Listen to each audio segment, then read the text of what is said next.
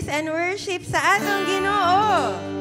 Karong adlaw Sunday, pero dili lang ordinary nga Sunday, kay first Sunday sa month of December. And I believe kitang tanan nag-look forward na sa Pasko. Sakto ba? So karon ato lang hinumduman unsa gid ang nahitabo atong gabiuna. Basahon nato sa Luke chapter 2. Sugod sa verse 8.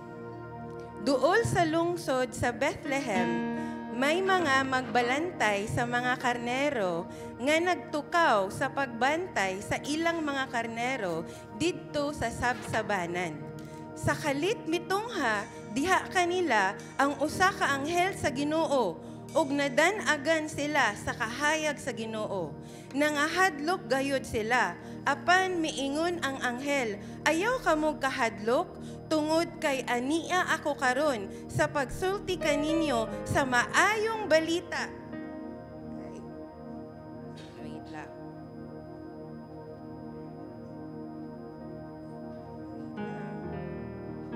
Sa maayong balita nga makahatag og dakong kalipay sa tanang mga katawhan. Kay didto sa lungsod ni Haring David, natawo karon ang inyong manluluwas. Siya mao ang Ginoo nga gipili sa Dios nga maoy maghari. Mao kini ang timailhan sa akong gisulti. Makita ninyo ang bata nga giputos sa panapton og naghigda sa pasungan.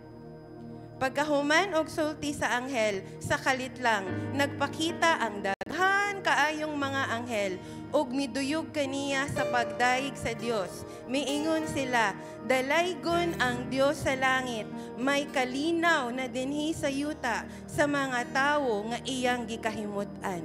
Ang Pasko pagmatuod nga ang Ginoo mo fulfill sa iyahang mga promises. Sa panahon pa lang ni Isaiah, iyan ang giingon nga maabot ang panahon nga iyang luwason ang mga tao ug naabot gyud.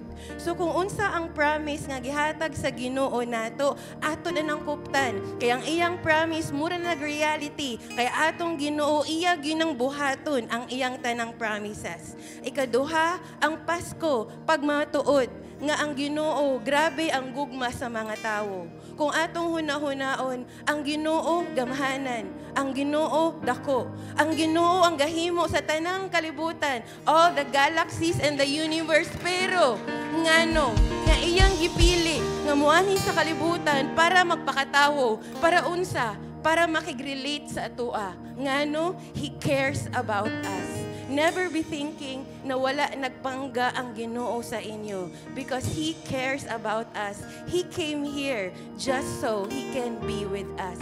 Ug ang ikutulo, ang Pasko, ingon dito sa anghel, maayo nga balita nga maghatag og dakong kalipay sa tanang tawo sa kalibutan. Karong mga panahon, daghan tang madunggan nga dili maayo nga mga balita. Pero ang Pasko pagpahinumdom nga naay maayong balita. Ug unsa to nga balita? Kita nga mga tawo makasasala. Dili ta angayan. Angayan ta dapat